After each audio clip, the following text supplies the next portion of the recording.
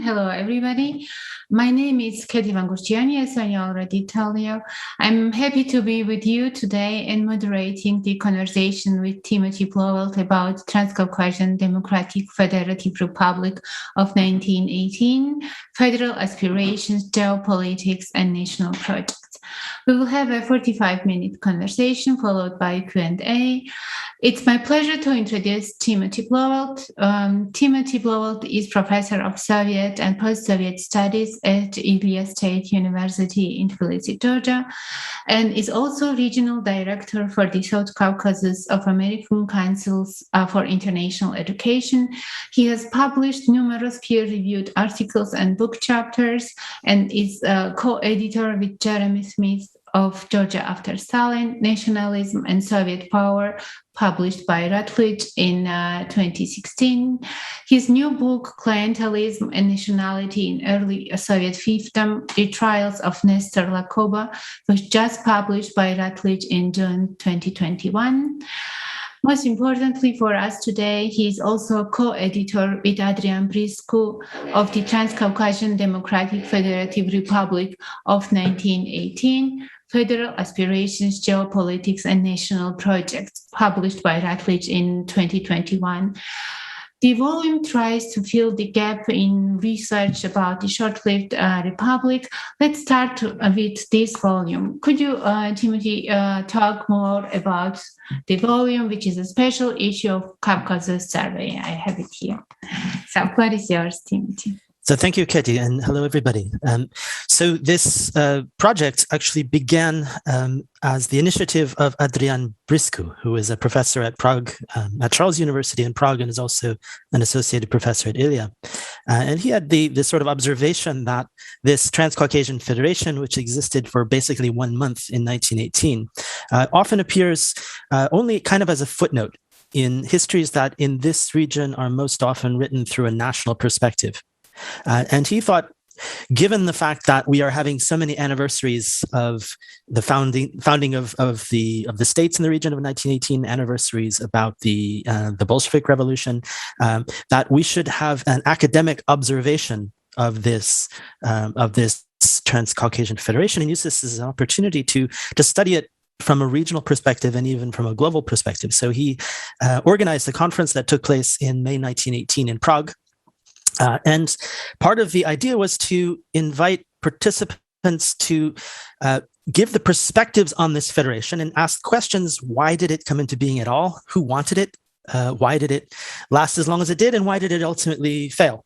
And what implications does this history have for the future? And to write that from a non-national perspective. And it wasn't the initial intention, but it sort of turned out that way, that almost everybody who wrote articles for this, what became a special edition, were writing about not their own history, but from a different perspective. So for example, we had Adrian himself wrote about the Georgian perspective, and we had Lasha Bakradze wrote about the German perspective, and Georgi Mamulia wrote about the Azeri one.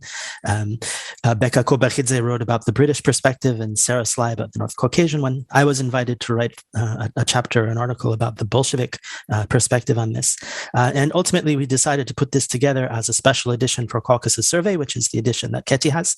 And I became an editor for that. Herding cats and doing style editing. And I also ended up rewriting a chapter that compares the Caucasus to Ukraine. And I think there are a lot of similarities there in this period. So it came out as a special edition. And then this year it just came out as a book that with exactly the same content. In fact, we weren't even allowed to correct spelling errors, that is now published by Routledge. And the book itself, I think, is like most Routledge publications, is tremendously expensive, but I think all of the articles are available online in the usual places. And it's my understanding that this book is now being translated into Georgian. Great. So it's a great introduction. Now let's start to talk about the historical geopolitics that also could explain what for many seems to be more an accident. What is your take on the historical geopolitics that might have led to this Transcaucasian Federation or not? Well, I think in order to understand the events of 1918, and including the creation and dissolution of this federation, I think you have to back up and start a bit earlier and understand the geopolitical situation in the Caucasus. and also the emergence of conceptions of nationalism as a politically mobilizational force in the modern sense of nationalism. And to understand that, I think one has to begin, at least at the end of the 18th century, the beginning of the 19th century. As everybody here, I'm sure, is well aware, the Caucasus is a region of geopolitical interest. It's one of geopolitical competition between empires. It's a region from which that never became the center of an empire, at least in recorded history, but that was one that was competed over, and one in which the local principalities, khanates, nationalities often played the role of vassals in different empires, often playing empires off against one another. For centuries, you had this competition between civilizations, and I think it is a bit of a cliche to say the Caucasus is a region of intercultural or civilizational overlap, but there's an element of truth to that, and you do see this long history of the Caucasus as a space of competition between the Persianate worlds, the Byzantine Greek Orthodox world, later the Ottoman Turkic world, up until the end of the 18th century. The Caucasus were basically competed over between these two great empires, and the alliances and sort of relationships of the local elites, local principalities and khanates shifted depending on what the advantages were, who was more powerful in the region. By the end of the 18th century, you had the emergence of Russia as an international player on the scene and a new patron. For some, that promised tremendous opportunity, and for others that promised threat, who were more comfortable with the previous arrangements.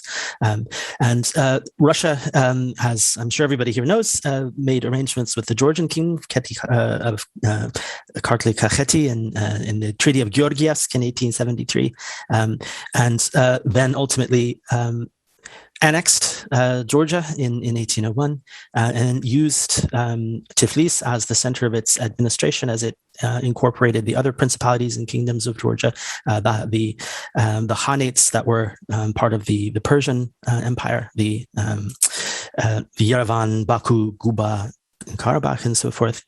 I think an important aspect of Russian imperialism at this time, the end of the 18th, beginning of the 19th century, is that it functioned in the same way as many other multinational empires, primarily not through coercion, but through co-optation, of figuring out who were the elites, the aristocrats, the commercial elites, whoever's most powerful, and invite them in and bring them in, give them opportunities, co-opt them, give them rank in the Russian aristocracy, give them position in the guilds and so forth. This worked very well with those ethnicities that had this kind of a social structure. The Georgians became incorporated. The Armenian merchant elites became incorporated. There were, of course, resistance, and there was co-optation. There was coercion. Don't get me wrong, but there were even uprisings at several points. But it's sort of interesting that those who, particularly the Georgian leaders of revolts in the early 19th century, also made careers in the imperial administration. And so this approach of co-optation worked less well in those places that didn't have this kind of a social structure. In the North Caucasus, for example, you also had the approach of incorporating religions as well. And for as I said before, I mean, for some people, the coming of the Russian Empire onto the stage was an advantage, a benefit, despite the fact that it often didn't happen in the way that they had anticipated or that they hoped it would. But for others, that represented a threat, and the Russians ended up fighting an insurgency war to consolidate the North Caucasus over the course of 50 years. And fighting in conventional war in the first decades of the 19th century against the Persian and the Ottoman empires to consolidate the borders of the South Caucasus. But once that had happened, and once under Russian administration, this fact of co-optation, which meant promotion into the military and bureaucratic administration, it also meant opportunities for education, for sending children to the universities, for schooling in the Russian Empire, even going to the universities. And it's in this period, the beginning of the 19th century, with this consolidation of Russian Tsarist administration in the region, that you have the exposure of elites from this region to ideas about the nation, ideas coming from Central and Western Europe about the essence of the nation and where to look for that. and this kind of 19th century, early 19th century romantic nationalism, this idea that the essence of the people is to be, the essence of an ethnicity, of a nation is to be found in its people and in its peasantry. And going out, this was very much an elite project. But again, the elite that was really sort of being educated and brought together under this framework of incorporation and opportunity in the Russian Empire. And they're interacting with other people from other countries, experiencing, or other nationalities experiencing similar trends, and going out and seeing what does it mean to be Georgian? What does it mean to be Armenian? What are the folk songs? What are the recipes, the national costumes, the dialects that define nations? And in the same way that intellectuals in other parts, again, of the multinational empires, of the Russian Empire, of the Austro-Hungarian Empire, were going out and doing the same thing. And bringing these back and consolidating this idea, again, as a very elite project, but it's defining what does it mean to be one ethnicity or another. And then once the Caucasus War is finished, and as economic development and eventually capitalism and industrialization begin to grow in the Caucasus region as elsewhere in the Russian Empire, it happens later than elsewhere in Western Europe, but it begins to happen by the second half of the 19th century. You have a lot of change that's happening in that period. Part of it is technological, the building of the railroads, the speeding up of communications through telegraphs, printing, and the introduction of very basic modes of industrialization, of factories. And this creates opportunities and an economic system that's very different from the one that existed before. And that, again, like the entrance of the Russian Empire, creates opportunities for some and disadvantages for others. Change always has winners and losers. It meant opportunities in cities and towns, but it meant a great dislocation for the traditional ways of life from those who were accustomed to the traditional agricultural ways of life, who profited for the agricultural ways of life. And moving to the cities, people became conscious of their national identity and their ethnic identity in a way that they really hadn't needed to deal with before. And this is a story that happens not only in the Caucasus, but is a story of the emergence of modern nationalism all over Europe. Coming to the cities and discovering somebody else is in charge here, that other people of other nationalities dominate the local government or the merchant guilds, the markets. And in that situation, things that you hadn't thought about before, like they speak a different language than I do. They dress differently. They have a different religion.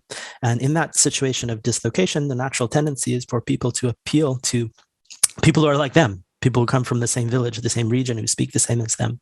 And in that context, by the mid and late 19th century, you have the emergence of the conceptions of nationalism moving from an elite project of romantic nationalism of the earlier 19th century to a potentially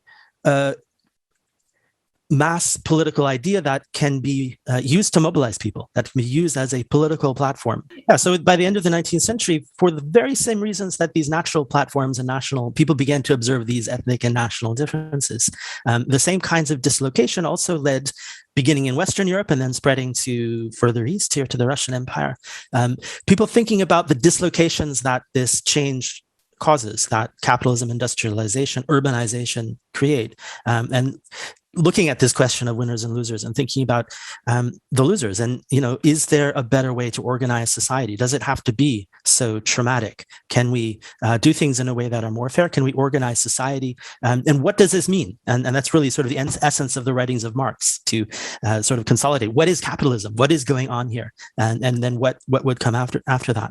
And so these ideas by the end of the 19th century became tremendously influential among the intelligentsias of different nationalities in the different parts of the Russian Empire, and those ideas began to be incorporated into the conceptions of nationalism. That, together with having an idea of nation that can be the basis of a political platform, incorporating into that also ideas of socialism.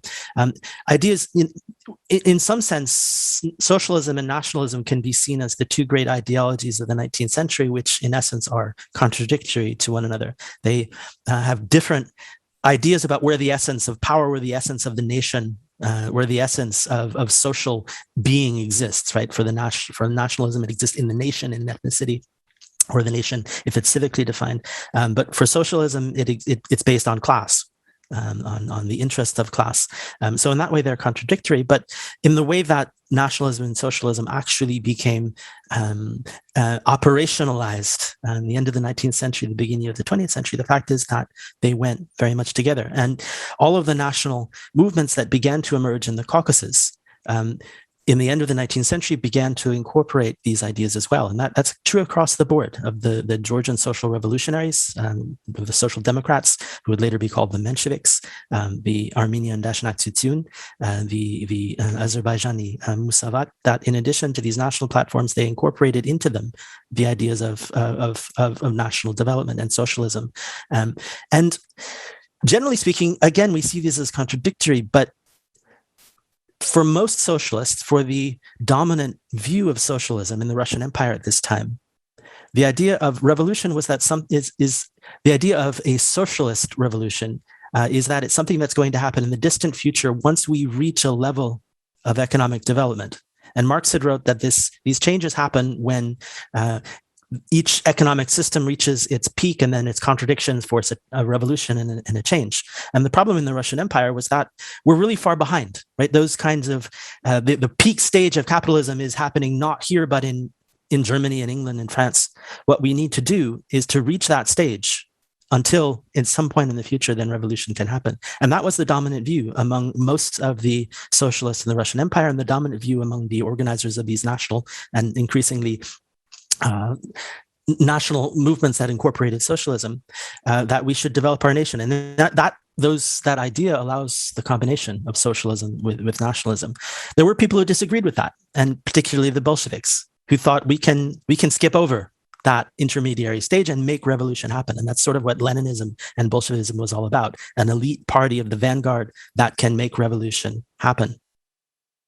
So in this light, how do you see the revolution of 1905? As a rupture more, or what kind of directions then emerged then after that? Mm-hmm. So the revolution of 1905, I think, is a watershed event, a key event, and for two reasons. The first reason is that it creates a situation of anarchy, where you have a sort of a collapse of state power, and nobody's really sure over the course of many months is what's going to happen, and is the Tsarist state going to be able to reassert its authority? And this led to, on the periphery of the Russian Empire, and here in the Caucasus as well, an opportunity for the expression of national animosities that had been building up for decades before, exactly because of this increasing centrality to people of national identity and competition that resulted from that differences of nationality and conceptions of nationalism. These were not just abstract ideas for many people. This was a question of who gets the jobs, of who has the opportunities, who's in power, who's in charge. And in 1905, when you had this situation of anarchy, all of a sudden these tensions that had been developing for decades came out into the open and in violent form, and in particular between the Armenians and the Azerbaijanis. And this was a shock, even to observers at the time, even from those of the elites of those nationalities. You had mass violence taking place, especially in Karabakh, also in Baku, and in other places, and many, many casualties, thousands, tens of thousands of casualties resulting from this anarchy.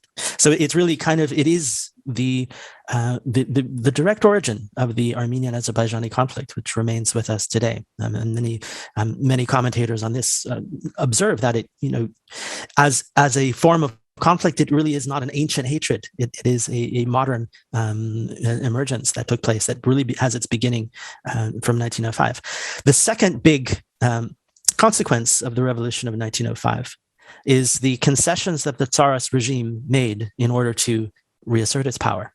And in October of 1905, the Tsar issued the October Manifesto. And this legalized political parties and removed, at least temporarily, censorship and allowed for publication. So this allowed those national movements, which had really existed underground because political parties were illegal prior to 1905 in the Russian Empire. It allowed those national movements to consolidate themselves as political parties and to begin politicking, to begin functioning as politicians and political parties normally do, to publish platforms, to campaign for elections. This, of course, was all short-lived. Part of the the concession was the creation of a legislature, the Duma. Those were elected, but they were shut down one after another, and there were 3 Dumas. Eventually, by 1910 and after, there was a second wave of reaction in which the regime cracked down on some of that press censorship and openness.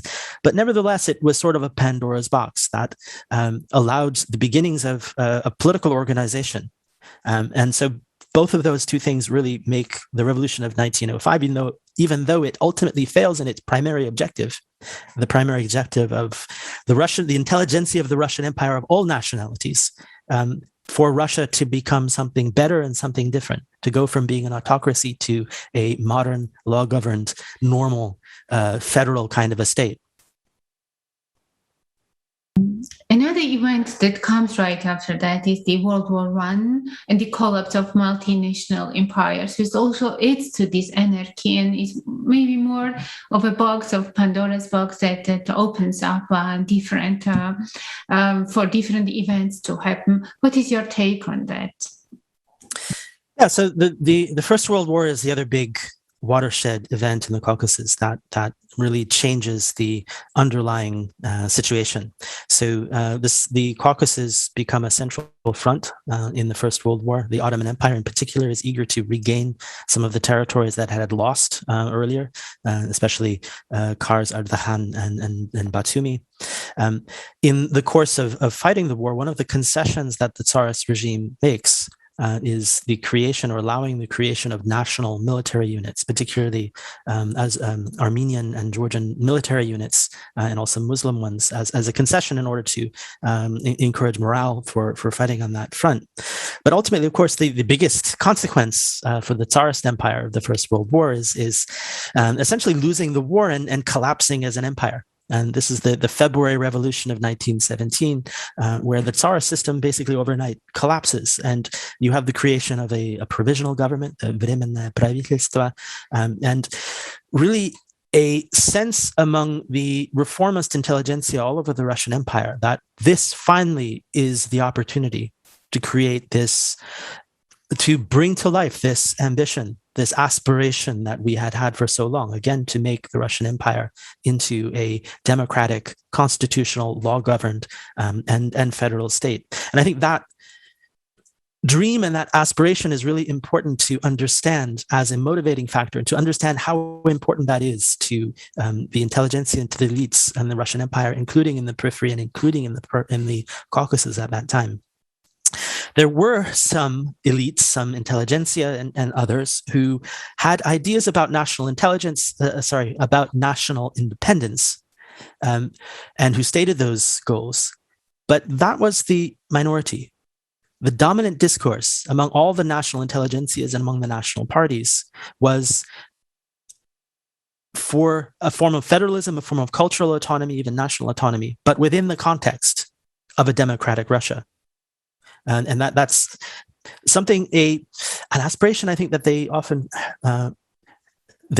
had a very difficult time giving up on. And I think it's one of the problems of modern historiography, especially in this region, is kind of anachronistic attempt to project onto the past ideas about the inevitability of national independence, or the goal of national independence among the leaders, which really wasn't there at the time. And again, the goal of most of them at that time was a form of autonomy, but to make happen this dream that Russia, the Russian Empire, or the territory of the Russian Empire would be something different and something better, and that we would do this together. Then, of course, events happening in Petrograd in 1917, the provisional government collapses and is overthrown by the Bolsheviks, of course, in October and November of 1917. And that is another game changer. It is something that happens far away from the Caucasus, but of course the consequences become real. The local political leaders who here had formed the local representation of the provisional government that was called the OZAKOM, the Особый Закавказский комитет, the Special Transcaucasian Committee. Once that change of power happened in Petrograd, they had to make a decision. What are we going to do now? Their goal had been, again, part of the process of creating a federal democratic Russia was the election of a constituent assembly, the Учредительное Собрание, which would write the constitution for this new Russia. And the local political actors in the Caucasus had high ambitions for that. And there were elections held to this constituent assembly. After the Bolshevik seizure of power, they had to decide, what are we going to do now? And then the final step of this was in January of 1918, the Bolsheviks closed down this Учредительное Собрание. You might say that's actually the nail in the coffin, the final step of the Bolshevik seizure of power, of the Bolshevik coup. Then they had to make a difficult choice. And really, this was the point at which, or one of the points in which they were forced to realize that we can't go it together. We can't fulfill our dream of having this unified, democratic, federal Russian state, but that we were going to have to go separately, at least for now. And so in February of 1918, the deputies who had been elected to this constituent assembly were gathered together to form a legislature for the Transcaucasus. They used the Polish word of a Sejm, and that was established in February of 1918. There were approximately 30 representatives of the leading parties of the three nationalities.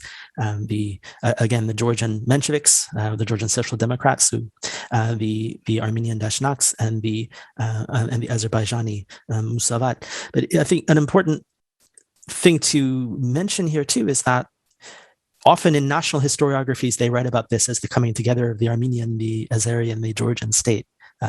These simply didn't exist as states, and that's an important thing to keep in mind as we discussed 1918. That they did not exist; they had never existed as modern states. They had, there had been predecessors in pre-modern history, but as modern states, they had not existed before. In 1918, the beginning of 19, what we had was national parties, and not all of which were entirely national. The Georgian Social Democrats, for example, as Sonia mentioned in the beginning, was sort of multinational. There were Muslims, there were Azerbaijani deputies who took seats in the Sejm. There were also these military units which had been formed under the Tsarist Empire, so sort of the nucleotides, the protozoa of national formations, but that did not exist as national states in 1918. The Bolsheviks also were not willing to let this happen without a fight. So as this all was happening, at the end of 1917, beginning of 1918, the Bolsheviks sent down their representative, Stepan Chaumyan, who was tasked by Lenin to be the special emissariat of to the Caucasus with 1 million rubles, which was probably losing its value very quickly, to basically stage a Soviet coup in the same way that they had tried to do this in Ukraine and elsewhere. They gathered outside the building where the Sejm was meeting. So the Sejm was meeting in the palace of the Viceroy, which is now the Palace of Sport. The Bolsheviks gathered a demonstration across the street in what is now the 9th of April Park, then the Alexandrovsky Sad. And sort of, I think it was a similar thing to the January 6th events in the United States, I think, where they're mobilizing people. And I think the ultimate goal was to storm the building to stop that from happening. Local authorities did not, in that case, allow that to happen. They opened fire with machine guns. And for the Bolsheviks, this was sort of a martyrdom, but it stopped that attempt. Chaumyan was forced to flee and ended up running to Baku, where the Bolsheviks actually did consolidate their power and created a Soviet in Baku. The Bolsheviks at the same time, of course, as they're trying to create Soviet power in the periphery, in the Caucasus and elsewhere, were also still having to deal with the Germans and the war. And the Bolsheviks were forced to enter into negotiations with the Germans and the Ottomans at Brest-Litovsk in the early spring of 1918, and in a very disadvantageous situation where they were forced to accept a treaty that was not entirely in their interest, and they lost massive amounts of territory, most of the western Gubernia and Ukraine, and they lost the Caucasus as well, even though the Caucasus were not represented. So part of the issue then for these deputies of this newly established legislature, the Sejm, was we need to be able to have a seat at the table of these negotiations that are happening, and they're happening without our input. And I think that the results of Brest-Litovsk, and particularly the position of the Ottoman Turks, whose war aims all along had been to retake those territories in the Caucasus, who felt that the Brest-Litovsk Treaty gave them a legal right to seize those territories. Now, in the early spring of 1918, the leaders of the Transcaucasian Sejm had to deal with this question of Turkey, which wants to take at first the territories that had been fighting for, but later had even more ambitions about creating its own sphere of influence in the Caucasus.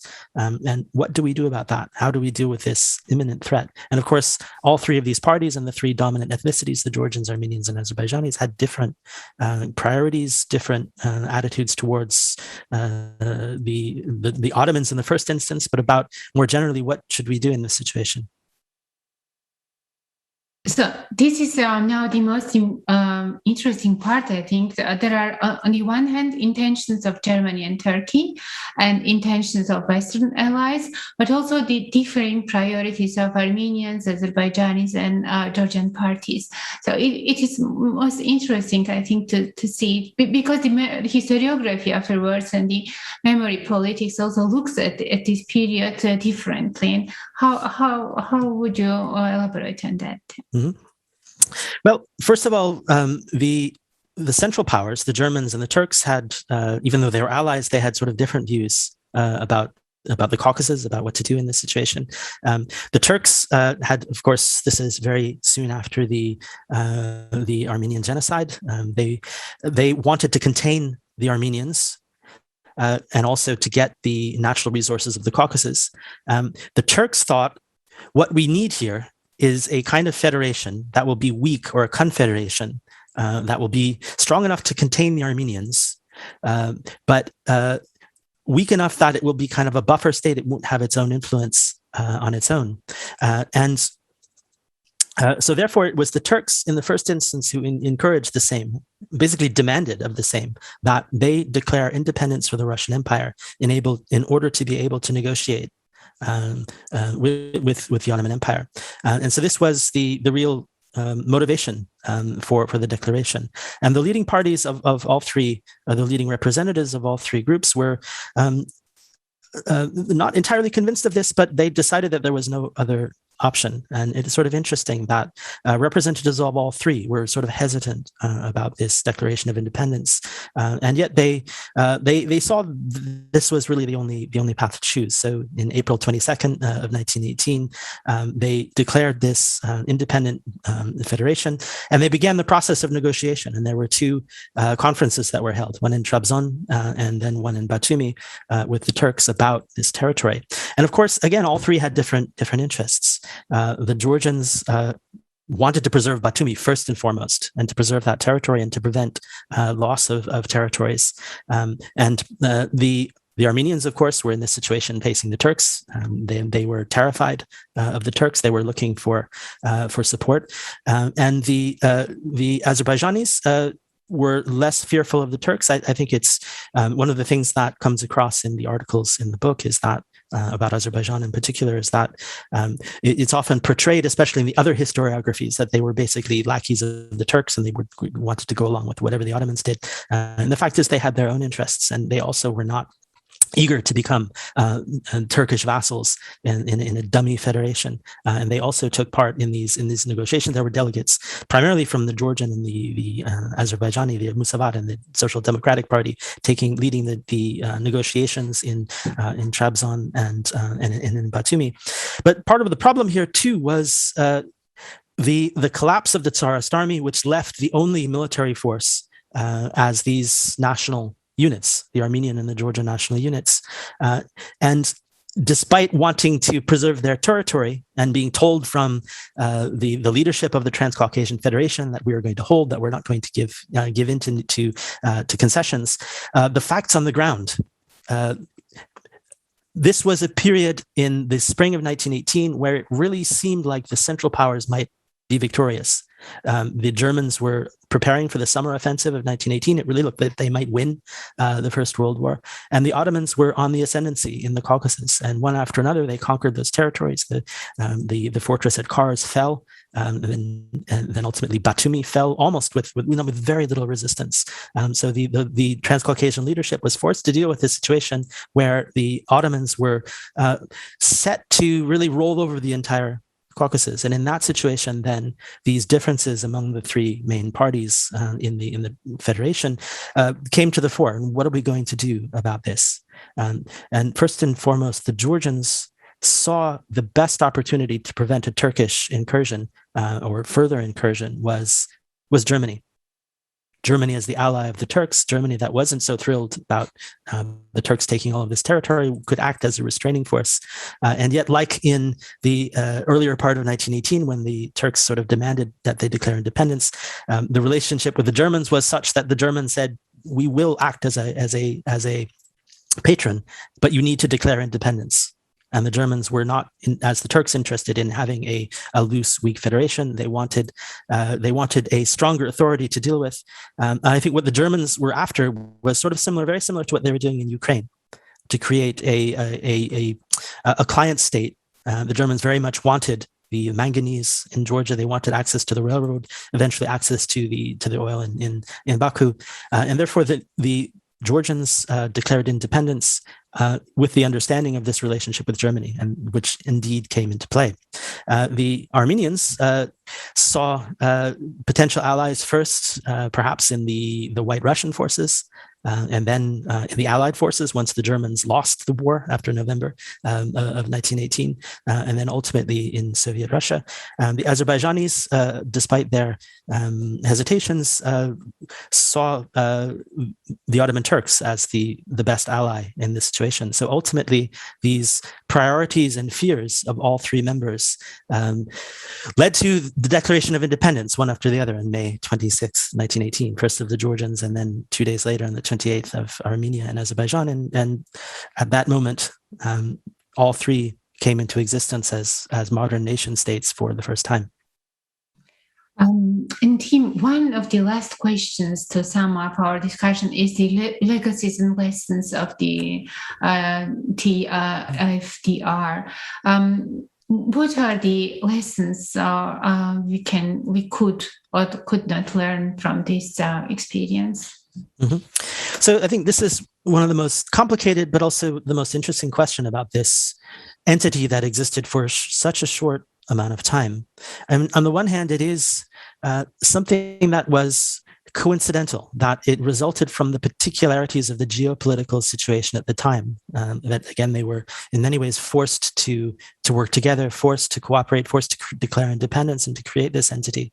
And yet, when it fell apart, and this is something also that surprised me, a number of the leaders of it from all the parties were reluctant about it, and particularly Nouri Zherdania, the leader of the Georgian Social Democrats, bemoaned. He called it a tragic fact that this federation had fallen apart in his speech in declaring the Georgian independence.